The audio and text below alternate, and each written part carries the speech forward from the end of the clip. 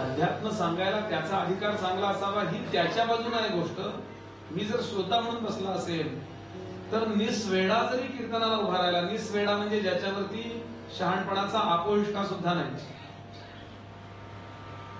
एखादा भिकारी जरी जाता जाता मनाचा श्लोक सांगत असेल तरी माझ्या समोरच हा श्लोक त्यांनी पहिल्या आत्ता का बोलावा या अर्थी समर्थांनी माझ्याकरता काहीतरी निरोप पाठवून दिला असेल.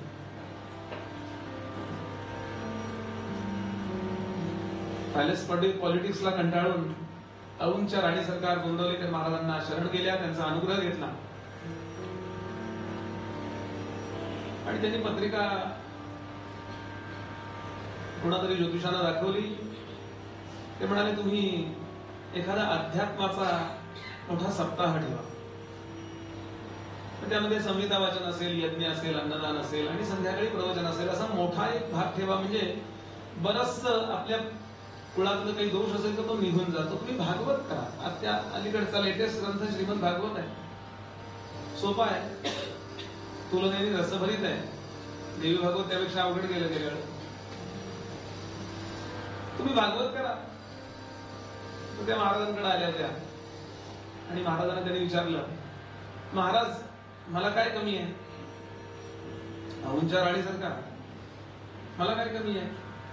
सगळं काही व्यवस्थित आहे, पण मला शुकदेवांसारखा वक्ता मिळेल का? महाराज म्हणले, शुकदेवांसारखा वक्ता आमच्याकडे तयार आहे, तुमच्याकडे परीक्षितीसारखा श्रोता तयार आहे का? त्या म्हणाल्या नाही, नाही शुका मिळणार. आणि मग त्या निघून गेल्या. भाऊसाहेबांनी प्रश्न विचारला कीर्तरांनी की आपल्याकडे शुकदेवांसारखा वक्ता कोण आहे? समोर हात दाखवला आणि सांगितलं, माझ्या ब्रह्मानंदांचं वैराग्य शुकांपेक्षा काही कमी म्हटलास काय? महाराज नेहमी सांगत असत की श्रद्धेनं जर ऐकायला बसलं तर प्रत्येक वक्ता आपल्याकरता शुकदेव ठरतो, आणि श्रद्धा नसेल तर शुकदेव सुद्धा आपल्याकरता सामान्य वक्ता ठरतात. कल्याणाची गुरुकिल्ली वक्त्याच्या अधिकाराजवळ नसून आपल्या श्रवणाच्या वेळच्या श्रद्धेवरती अवलंबून आहे. जनक महाराज सौधामध्ये फेऱ्या मारत होते टेरेसवर, आणि आकाशातून काही गंधर्व बृहस्पतींचं प्रवचन आत्ताच ऐकून आकाश मार्गाने असे तरंगत चालले होते. आणि आता आपण काय ऐकलं बृहस्पतींच्या प्रवचनात? ते दोघं एकमेकात बोलत होते आणि ते ऐकून जनकांची समाधी लागली, क्लिक झालं. ते जनकांची पण बोलत नव्हते. म्हणून श्रवणाची वाट चोखाळली शुद्ध. तुकाराम महाराज म्हणाले, गेले भेदाभेद वारुनिया. हे या 5-7 दिवसापुरतं, या नामकथेपुरतं नाही, हा आयुष्यभराकरता एक प्रोग्राम मी आपल्या समोर ठेवतोय. एखादा साधा शर्ट पॅन्ट मधला मनुष्य एखादं साधं वाक्य बोलेल, पण तो ज्ञानोबांच्याच एखाद्या निरोपाला माझ्यापर्यंत घेऊन आलेला असतो. त्याकरता काही सोहळं नेसून असंच बसलं पाहिजे, असं मांडलं पाहिजे असंही नाही. जाता जाता बसमध्ये एखादा मनुष्य बोलत असतो, माझी श्रद्धारूपी श्रवणेंद्रिय कायम उघडी ठेवावी आणि काय बरं मला सद्गुरू सांगताय असा भाव ठेवावा. आणि हे भगवान श्री दत्तात्रेयांच्या जीवनाचं मर्म आहे. जो जो जयाचा घेतला गुण, तो म्या गुरु केला जाण. सृष्टीसी आले गुरुपण, सकल सृष्टी मज सद्गुरु भासे. चला आपणही वाल्मिकींना शरण जाऊया. आणि वाल्मिकींना शरण जाताना वाल्मिकींच्या बरोबरीनं जे रामकथा सांगणार आहेत त्या सगळ्यांना विचारूया, काय बरं रामचरित्राचं मर्म असेल? उद्धव स्वामींनी समर्थ रामदास स्वामींना पत्र पाठवलंय. त्या पत्रात त्यांनी असं लिहिले की मी रोज दासबोध वाचतो, पण मला शब्द कळतात हो, त्याचा अर्थ कळत नाही. मला वाटते अंतरी त्वावसावे. उद्धव स्वामी म्हणाले, मला वाटते अंतरी त्वावसावे, तुझ्या दासबोधासी त्वा बोधवावे. अपत्या परी पाववी प्रेम ग्रासा. लहान बाळ असताना ते आईवर उपकार म्हणून जेवतं बघा. पण आई मात्र त्याच्या मागे मागे मागे मागे ते डिश घेऊन आपली घेऊन त्यामध्ये मऊ मऊ मऊ मऊ अपत्या परी पाववी प्रेम ग्रासा महाराज या सद्गुरु रामदासा. असे सद्गुरु करुणी सायास शिकविती. ते कष्ट घेतात ज्ञानोबा तुकोबा माझ्याकरता. आणि मी जिथं असेल तिथे काहीतरी करून ऐक रे माझं, ऐक रे माझं. आणि त्यातून त्यांना काही नको.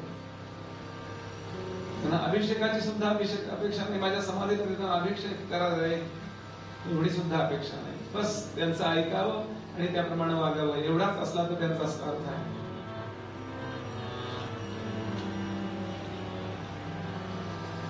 प्रभूंच्या या अवतारातल्या जन्माचं कथन सुरू आहे. ज्याला जन्म नाही, अजन्मा म्हणतात, अज नाव आहे ना त्याचं, अज सर्वेश्वरेश्वरा. अशा अजानी जन्म घेतला, प्रगट झाला, विग्रह धारण केला, तो बाळ झाला. काय आनंद असेल. त्या आनंदाचं वर्णन शब्दाने करणं अशक्य आहे. भगवंताच्या या रूपाचं वर्णन करतात. जेव्हा ते बाळ जन्माला आलं तेव्हा कसं दिसत होतं. नखी काम कोटी दिठी चंद्र कोटी. नखी काम कोटी, दिठी म्हणजे दृष्टी, चंद्र कोटी, मुखी लोपले भानु कोट्यानुकोटी. अशी देखता दिव्य लावण्य पेटी, बहु प्रेम दाटे कयाचेच कंठी.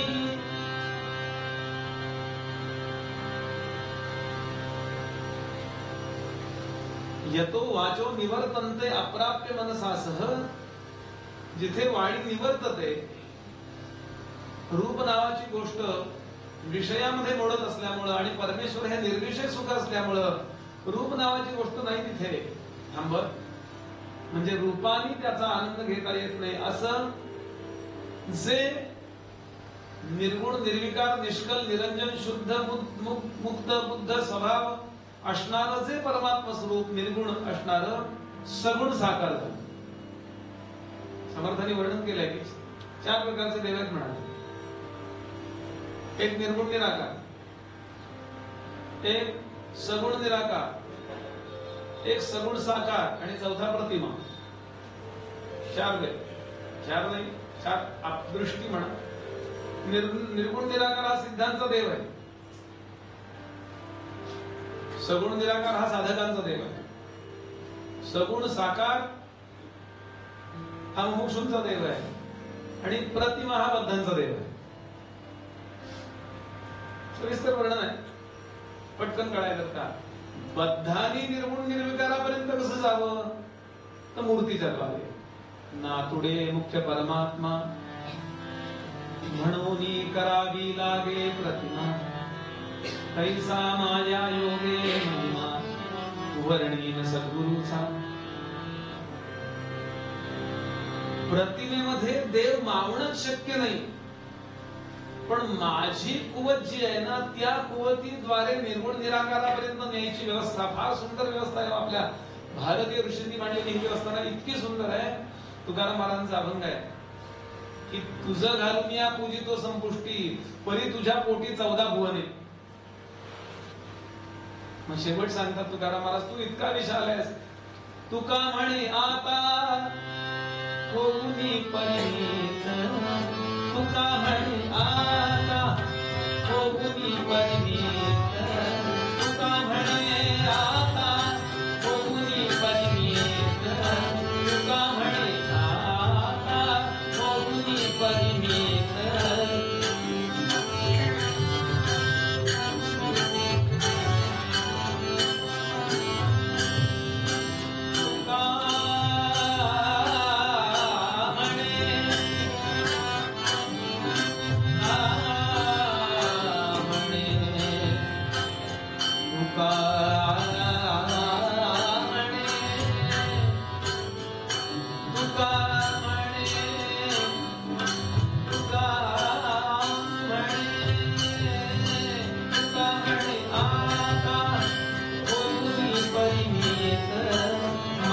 काहीही तर आचरावे, माझे काहीही तर, माझे काहीही तर, माझे काहीही तर आचरावे. ती अदीम शक्ती जगदंबा निर्गुण अनादी निर्गुणी, पण तुमच्या माझ्याकरता ही अशी झाली.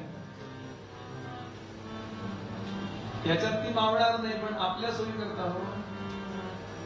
अर्भकाचे साठी पंते हाती धरली पाटी, तुमच्या माझ्या. आणि याला मुख्य आधार कुठला असेल?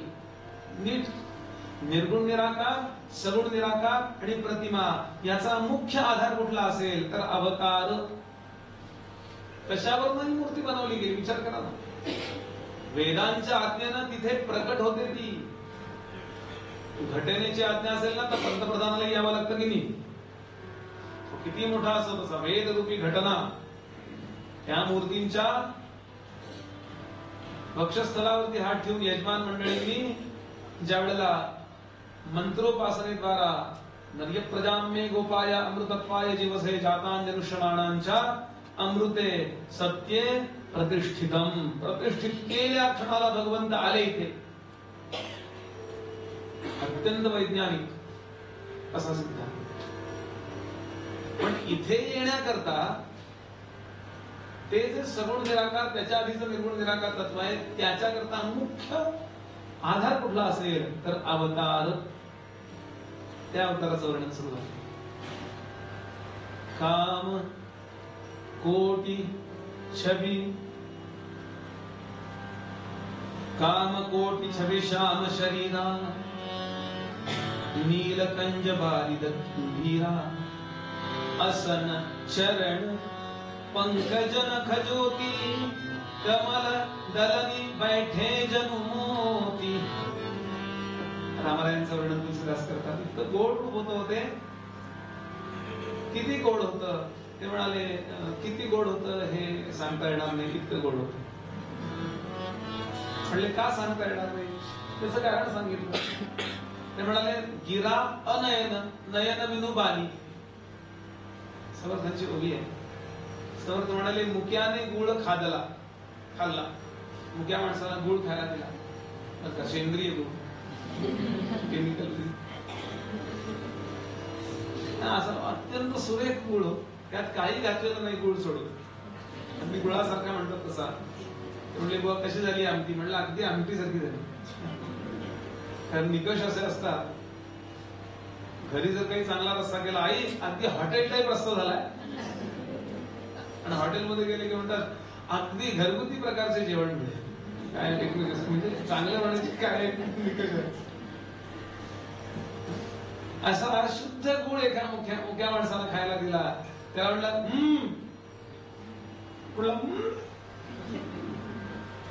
पण म्हणजे काय? तो बाकी काहीच सांगू शकत नाही. त्याकरता उपाय काय?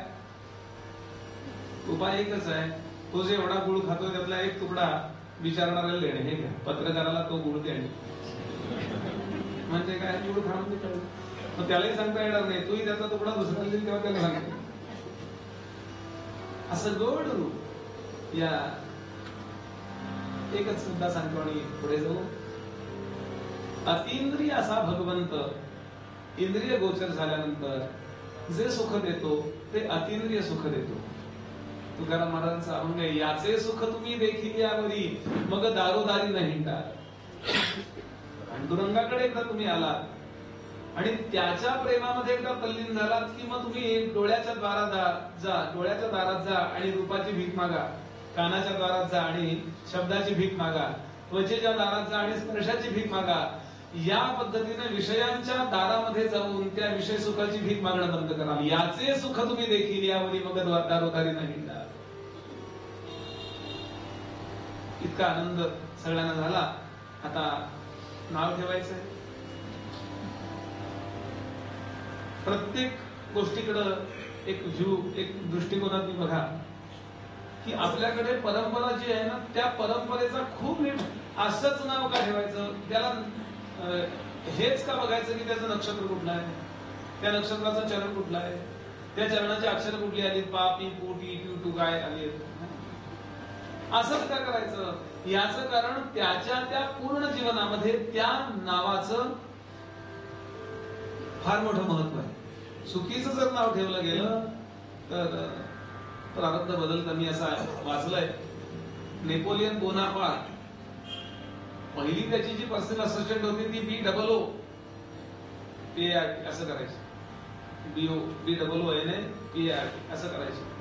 पण नंतर ती बदलली आणि नंतर आलेल्या जी PA होती तिने विचार केला BOO कशा करायला, बोनापार्ट कशाला, बोनापार्ट आहे ना, म्हणून तिनं BO केलं आणि त्या दिवशीपासून तो पुढची सगळी युद्ध हारला म्हणे. यातले जे मास्टर आहेत त्यांना जाऊन विचारावं लागेल असं का, असं का. म्हणून ते नाव ठेवायला अधिकार संपन्न लोकांना बोलवावं की त्या नावामध्ये आपलं सगळं जीवन प्रतिबिंबित झालं पाहिजे, असंच नाव ठेवा. म्हणून कुणाला बोलावलं? वसिष्ठांना बोलावलं. पुरोहित, पुन्हा कालचा शब्द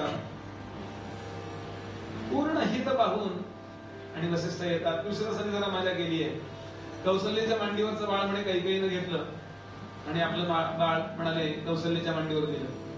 कैकेयीचं रामावर विशेष प्रेम आहे. ती लहानपणापासून म्हणत असे, कैकेयी नेहमी म्हणत असे, कौशल्य राम माझा, भरत तुझा, असं वेगळंच प्रेम होतं. आता ओळखतात का गुरुजी बघूया. वसिष्ठांची परीक्षा घेतली म्हणे तुलसीदास आणि तिथे येतात. आचमन वगैरे झालं, सगळी मंडळी उपस्थित आहे, वसिष्ठ त्यांची टीम.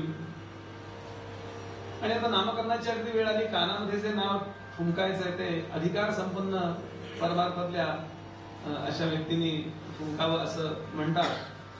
मी असं नेहमी म्हणतो की कुणाच्या तरी घरामध्ये आत्या अत्यंत पवित्र अशी संत होती, तेव्हापासून आत्या नाव ठेवायला लागले असं मी नेहमी म्हणतो. असं वाईट बोलू नये. आत्याने नाव ठेवावं कधी बसणं पडलं तर ती संत होती असा अर्थ त्याचा घ्यायचा, वाईट का बोला. म्हणून गुरुजींनी ते नाव, ज्याच्या मुखातून अखंड वेद आले